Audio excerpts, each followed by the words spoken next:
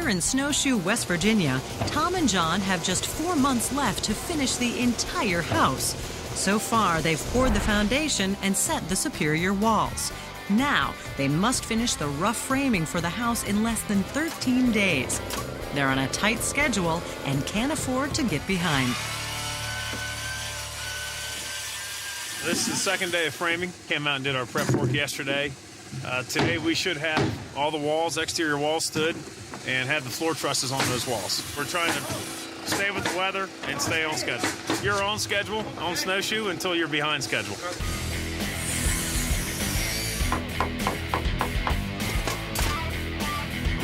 We're working on 24/7 shifts right now where every day is a work day. Workers build the walls on the ground in small, manageable pieces. Some tract builders are using 19.2 or even 24 inches on center for framing measurements. But due to the extreme climate on Snowshoe, the structure will be exposed to a lot of moisture from rain and snow. So Tom's plans call for stud spacings that are 16 inches on center. If the walls are framed wider than 16 inches, the sheetrock could warp or crack in the harsh elements.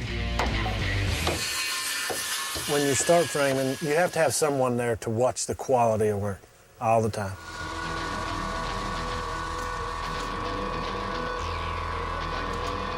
Is that on the plan? The framing crew, they're just concerned about quantity. They want to get as much done as quick as possible. These corners are supposed to be solid. You can't insulate it. The plans call for the corners to be framed in solid because it gives the house more lateral and vertical support. It also allows for better insulation. We need to pull this and then make it solid. I'll make them tear everything right back down and start again. That's why we have plans. You have plans for a reason. If you can't read them. Luckily, the corner boards can be fixed, but the worker's mistake has cost precious time. I was hoping to have all these walls up today. So if we don't get it, then we're a day behind. The delay means the crew can only finish half of the second floor, but they're confident that if the good weather holds, they can make up the time. I think we could be a little bit farther along on the floor trusses, but we'll make that time up this week. If I got another job for another day? For another day. Good.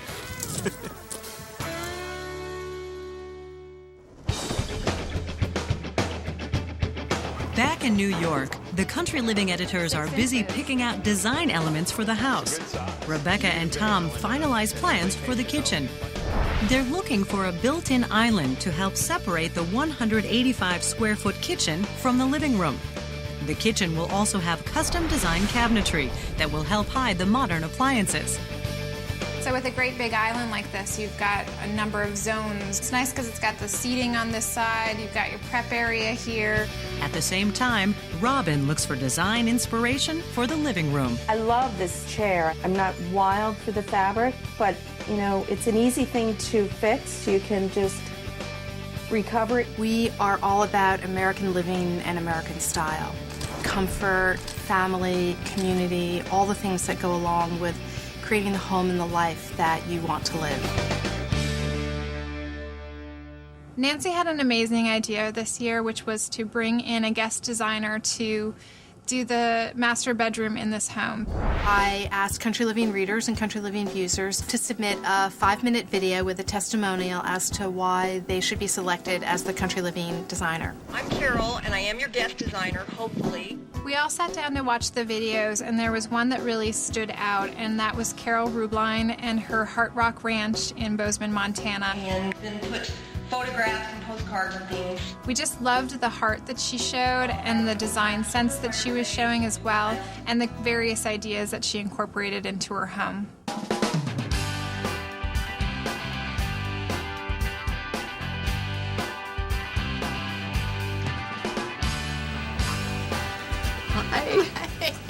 Nice to meet you. So nice to meet you. I'm Nancy.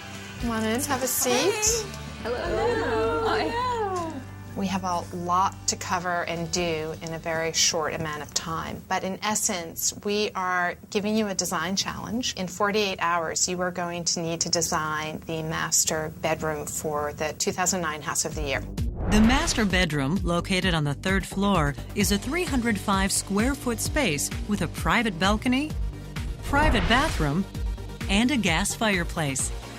Carol will have to make sure her design concept ties in with the rest of the house. You will be working very closely with Tisha, who will be your go-to person, and also with Robin, who is really our team leader and overseeing the overall design. Her design challenge was to come in, decide what kind of colorway she was going to be using, what kind of furniture, how it was all going to work together with the rest of the house. And we threw her in, she jumped in with both feet.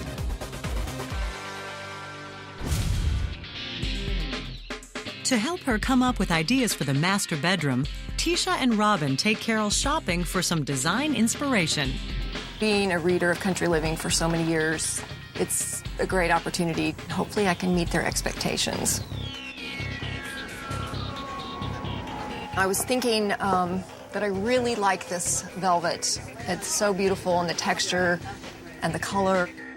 In this case, it might be a rental property for ski in, ski out, so it could get dirty very quickly.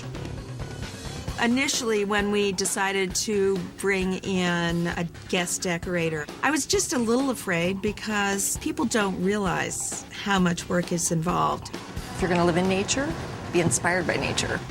It may not be right for the house that we're building, but we'll find you one that will really look great. Should I start collecting little branches? Yes. It's gorgeous. It may be just a little over the top for what we're doing. I work alone normally. I think we should put this on your wish list. Oh, really? Okay. I was afraid that at the end, it might be overwhelming for this person.